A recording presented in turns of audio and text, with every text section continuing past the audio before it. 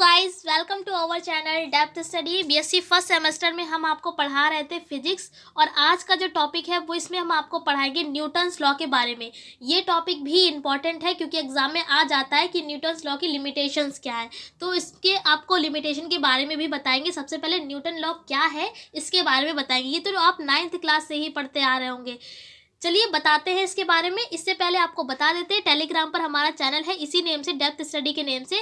ये सारी जो पीडीएफ्स हैं, ये सारी आपको इस पीडीएफ जो नोट्स हैं ये आपको वहीं पर मिलेंगी, क्योंकि आपको पॉज करके लिखने में या आपको स्क्रीनशॉट लेते होंगे तो लिखने में प्रॉब्लम हो जाती होगी, तो इसलिए यहाँ पर इस प्रॉब्लम को सॉल्व कर दिया है। इसके जो नोट्स हैं वो आपको कहाँ पर मिलेंगे, टेलीग्राम पर डेप्थ स्टडी नाम से बना हुआ है चैनल, उसको ज्वाइन कर लीजिए। और जितनी भी पीडीएफ्स आती है वहाँ पर आप डाउनलोड करके आराम से लिख सकते हैं हर एक टॉपिक को। तो सबसे पहले चलिए स्टार्ट करते हैं क्लास को। न्यूटन्स लॉ क्या है? देखिए, न्यूटन तो यहाँ पर एक वैज्ञानिक का नाम है, यानी साइंटिस्ट का नाम है। लॉ माने होता है नियम, यानी इसका अगर हिंदी में बात करें तो बोलेंगे न्यूटन का नियम। तो न्यूटन का नियम क्या है? ये गति के नियम है, बताते हैं। सबसे पहले गति के नियम जो थे वो गैलीलियो ने दिए थे। किसने दिए थे? गैलीलियो ने। लेकिन इसको जो था आगे एक्सटेंड किया हमारे न्यूटन ने, तो न्यूटन के लॉ के नाम से ये जाने गए। गैलीलियो का कोई नाम ही नहीं है। लेकिन स्टार्टिंग बात करें तो बताया मोशन के बारे में जो था वो गैलीलियो ने ही बताया था, लेकिन जो बाद में जो नियम थे वो इन्होंने दे दिए, इसलिए इनके जो गति के नियम है वो इनके नाम से जाने लगे, न्यूटन के नाम से। तो पता होना चाहिए, इसलिए आपको बता दिया। लिखा हुआ है कि न्यूटन ने मोशन का मतलब होता है गति, ठीक है। तो न्यूटन ने मोशन के लिए 3 लॉ प्रपोज किए। सभी को पता है 3 लॉ होते हैं। पहला जो लॉ है वो होता है लॉ ऑफ इनर्शिया, जिसको बोलते हैं जड़त्व का नियम। इनर्शिया का मतलब क्या है? जड़त्व। क्या है? ये आप पढ़ते आ रहे होंगे 9th से। जड़त्व का नियम क्या होता है? जड़त्व का नियम कि अगर कोई चीज़ रुकी हुई है तो वो रुकी रहेगी, अगर कोई चीज़ चल रही है तो वो चलती रहेगी। कब तक चलती रहेगी या कब तक रुकी रहेगी? जब तक उस पर कोई बाहरी फोर्स या बाहरी बल ना लगाया जाए। तो वही हमने लिख दिया है लॉ ऑफ इनर्शिया में कि अकॉर्डिंग टू द लॉ, यानी इस नियम के अनुसार प्रत्येक सब्जेक्ट में अपनी स्टेट को बनाए रखने की प्रॉपर्टी होती है। फॉर एग्जांपल के लिए लिख दिया कि यदि कोई सब्जेक्ट रेस्ट स्टेट में है, जो भी हमने लाइन आपको हिंदी में बताई थी कि अगर कोई वस्तु रुकी हुई है, रेस्ट स्टेट का मतलब है विराम अवस्था में है, वो रुकी हुई है, तो वह रेस्ट स्टेट में ही रहेगी। और यदि अगर वो मोशन में है, मोशन का मतलब है अगर वो चल रही है, गति कर रही है, तो वो मोशन में ही रहेगी जब तक उस पर कोई बाहरी फोर्स का मतलब क्या है? External force. बाहरी का मतलब है एक्सटर्नल, फोर्स का मतलब है बल, बाहरी बल का मतलब एक्सटर्नल फोर्स अप्लाइड ना किया जाए। तो लिख दिया है सिंस करके, यहाँ पर लिखा जाएगा सिंस, ठीक है। तो सिंस करके लिख दिया है, सॉरी यहाँ पर हैंस ही होगा क्योंकि अप्लाई ना किया जाए, हैंस करके लिख दिया है F = 0। अगर बाहरी फोर्स नहीं लगेगा तो जाहिर सी बात है F का मान क्या होगा? 0 होगा। अगर F 0 होगा तो A भी 0 होगा और V भी 0 होगा। ये क्यों 0 होगा तो इसके बारे में बताते हैं। फॉर्मूला होता है F = m×a। ये तो फॉर्मूला पता ही होगा, यही हमारा न्यूटन का दूसरा लॉ भी है, अभी बताएंगे इसके बारे में। अगर मान लिया F का मान 0 है तो जाहिर सी बात है अगर F 0 हो गया तो M भी 0 होगा, A भी 0 होगा। तो वही लिख दिया है, अगर F 0 है तो A भी क्या होगा? 0 होगा।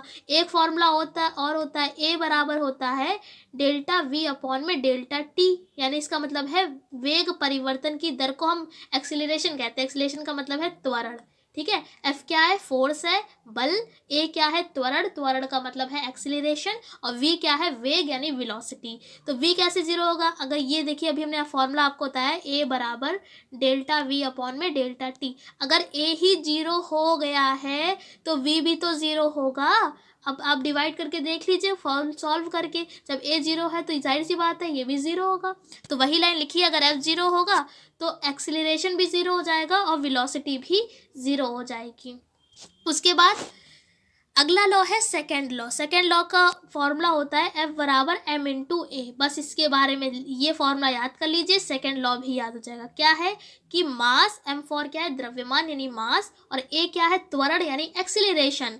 तो त्वरण, एक्सीलरेशन और हमारा मास, ये दोनों का प्रोडक्ट, इस मल्टीप्लाई का निशान जो है इसको क्या पढ़ेंगे हम? प्रोडक्ट पढ़ेंगे। क्या पढ़ेंगे? प्रोडक्ट। तो इन दोनों के प्रोडक्ट जो होते हैं वो किसके बराबर होता है? फोर्स के बराबर होता है। तो यही लाइन लिख दी है कि अकॉर्डिंग टू द लॉ, किसी बॉडी पर अप्लाइड एक्सटर्नल फोर्स का मतलब है F, उसके मास और एक्सीलरेशन के प्रोडक्ट के बराबर होता है। फिर से बता देते हैं, एक्सीलरेशन का मतलब है त्वरण, यानी जब भी वेग होगा, यानी जब कोई चलेगा उसमें अगर समय का परिवर्तन होगा तो उसी को हम त्वरण बोलते हैं। मास का मतलब है द्रव्यमान। इन दोनों के प्रोडक्ट को क्या कहेंगे हम? फोर्स कहेंगे। तो इसी को लिख दिया है, इसलिए सो का मतलब है इसलिए F is equals to M into A. फिर फॉर्मूला हम आपको पहले ही बता चुके हैं कि A बराबर होता है delta V upon delta T. तो ये वैल्यू उठा के हमने यहाँ पर रख दी। अब M इंटू वी जो हो जाता है वो P हो जाता है। क्या होता है? M into V is equals to P होता है।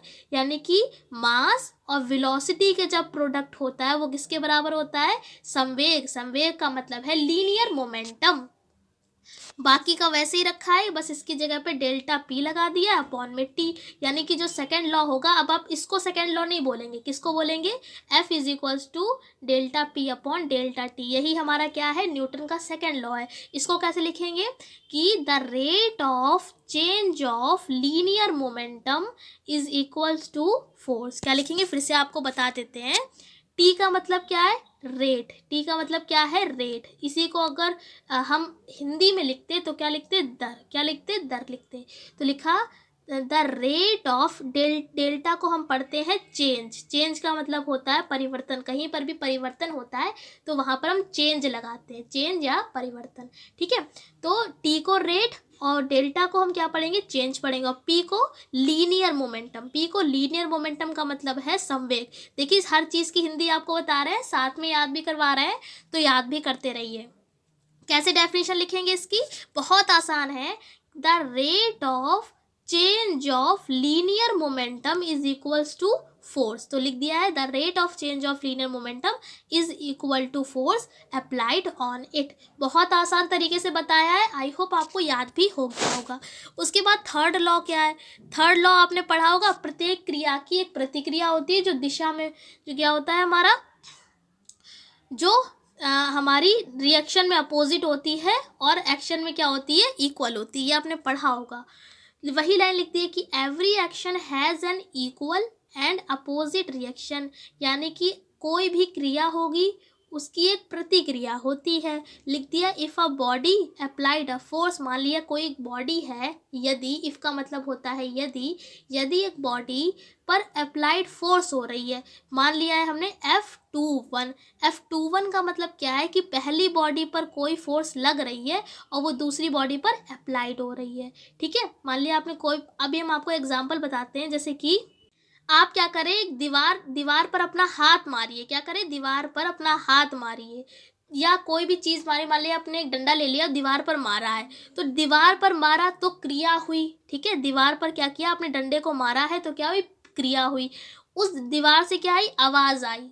डंडे की मारने की क्या आई? आवाज़ आई। तो उसे क्या कहेंगे? प्रतिक्रिया। यानी कि जैसे ही आपने मारा वैसे ही क्या हुई? प्रतिक्रिया हुई। लेकिन इसमें थोड़ा सा टाइम लगा है, थोड़ा सा ही भले लगा हो लेकिन टाइम लगा है। इसके बारे में भी आपको लिखवाएंगे। लेकिन पहली चीज़ आप ये समझ लीजिए कि जैसे ही क्रिया हुई वैसे ही क्या हुई? प्रतिक्रिया हुई। तो इसलिए लिख दिया है कि every action has an equal and opposite reaction. फिर लिख दिया if a body applied a force on a second body. क्या कह दिया गया कि अगर आप कोई बॉडी लें, उस पर एक फोर्स अप्लाई करें, फोर्स का मतलब है फोर्स लगाएं, बल लगाएं, और एक सेकेंड बॉडी पर, then the second body is also applied opposite force. वो क्या करती है? फिर जब हम एक बॉडी पर फोर्स लगाते हैं, दूसरी बॉडी पर, एक बॉडी से दूसरी बॉडी पर जैसे ही हम फोर्स लगाते हैं वैसे ही दूसरी बॉडी से एक अपोजिट फोर्स लगती है। ठीक है, उसी बॉडी पर। तो वही लाइन लिख दी है यहाँ पर F21। ठीक है। F21 का मतलब है कि पहली बॉडी पर, दूसरी बॉडी के द्वारा पहली पर लगाया गया बल। इसी तरीके से F12 क्या होगा? पहली बॉडी पर लगाया गया बल दूसरी बॉडी के द्वारा। समझ में आ गया आपको? फिर फॉर्मूला हो जाएगा F21 जो होगा वो बराबर हो जाएगा F12 के। माइनस इसलिए लगा दिया क्योंकि अपोजिट है। क्या है? एक दूसरे के अपोजिट है। मान लिया आपने दीवार पर मारा, ये तो क्रिया हुई। अब दोबारा उससे आवाज़ आई, ये प्रतिक्रिया हुई। एक दूसरे के अपोजिट है, अपोजिट है, इसीलिए क्या लगा दिया है? माइनस लगा दिया गया है। फिर क्या किया? इसको उठा के इधर ले आए तो ये प्लस का हो जाएगा और ये इक्वल बराबर, मतलब 0 हो जाएगा बराबर में। इसको बना लीजिए इक्वेशन नंबर 1। यही हमारा न्यूटन का थर्ड लॉ भी है। क्या है? Derivation of first law from second law, यानी कि सेकेंड लॉ जो न्यूटन का जो दूसरा नियम है उसकी सहायता से आपको पहला नियम प्रूफ करना होगा। दूसरा नियम क्या था? F बराबर delta P upon delta T, यही तो था। Delta P upon delta T का मतलब क्या है? The rate of change of linear momentum, यही तो था। इज इक्वल टू क्या था? फोर्स। ये दूसरा नियम था। पहला नियम क्या था? पहला नियम में हमारा जो फोर्स था वो जीरो हो गया था, एक्सेलरेशन भी जीरो हो गया था इसलिए, और वी भी जीरो हो गया था। यही आपको निकाल कर दिखाना पड़ेगा। तो सबसे पहले सेकेंड लॉ क्या है, क्योंकि इसी की हेल्प से करना होगा। सेकेंड लॉ लिख दिया है, क्या होता है? F इज इक्वल्स टू, अब वहाँ पर आप कहेंगे वहाँ पर हमने डेल्टा लगाया था, डेल्टा लगाएं चाहे डी लगाएं बात एक ही है। डेल्टा का मतलब भी परिवर्तन है, डी का मतलब क्या है? यहाँ पर डी जब भी कहीं पर भी लगाते हैं तो वो वैल्यू बहुत ज़्यादा छोटी हो जाती है। P बराबर क्या होता है? एम बी, बाकी का सेम था, P की जगह एम बी रख दिया है। उसके बाद M यहाँ पर कांस्टेंट है तो इसको बाहर कर दिया और D को अंदर भेज दिया, तो हो गया dv अपॉन डी टी। और dv अपॉन डी टी क्या होता है? A होता है, A के बराबर, तो यहाँ पर A हो गया। फिर क्या लिखा है? यदि F बराबर 0 हो तो A भी 0 होगा। A का मतलब है यहाँ पर dv ओवर डी टी भी 0 होगा।